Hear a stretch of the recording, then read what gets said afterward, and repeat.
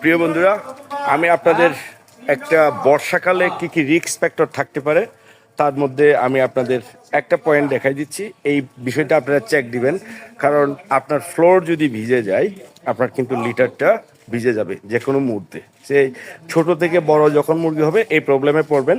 তো এই ধরনের প্রবলেমগুলোকে আগে থেকে সলভ করতে হবে। আপনারা দেখেন। আর প্রিয় বন্ধুরা, আপনারা অবশ্যই ফলো দিয়ে সাথে থাকবেন এবং ভিডিওটা অবশ্যই শেয়ার করবেন।